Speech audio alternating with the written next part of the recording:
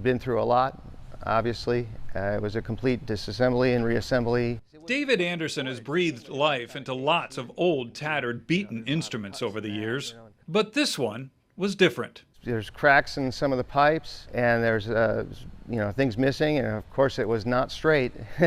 There's a lot of dents. A lot of work had to be done. It had to be just completely torn down, straightened, and replated. This trumpet belonged to a young Army Sergeant Richard Wank, who, while never letting the trumpet leave his grip, leapt off a Higgins boat yards from Normandy Beach, June 6, 1944. He was standing at the front of the boat, and when the ramp dropped, he jumped off and heard an explosion, turned around, and everybody was dead. He makes it to the beach, gets shot along the way, and laid on the beach for a while with that trumpet underneath him. 2 days later, still alive and clutching the trumpet, Sergeant Wank was found by medics. What they experienced was on a whole nother level. It really was.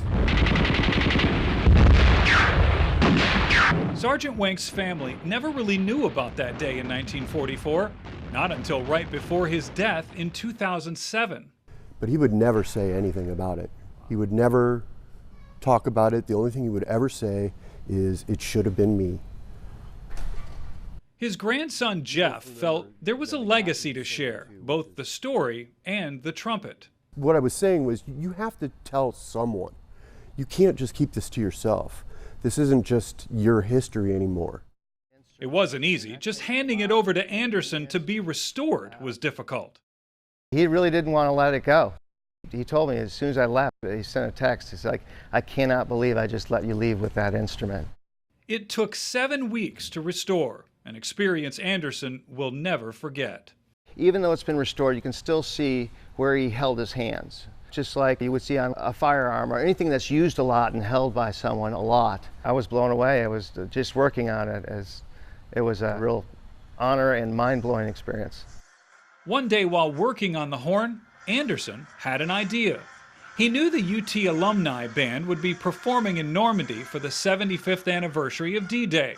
The connection was made. And the newly restored trumpet went to one of the best of the brass, Kenny Bierschenk. He's chosen to perform taps. As a musician, we often think of music as spanning the centuries, and taps being sounded at all these military events. It's the same now as it was back in World War II. It's the same as it was back in the Civil War. And to be able to play taps on a trumpet that was actually used to do that very same thing 75 years ago when it was still a battle zone, that's really meaningful to me.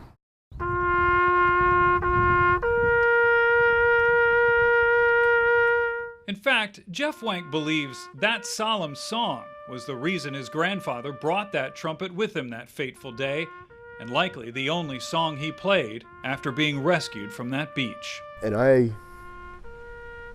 think he played taps for his friends.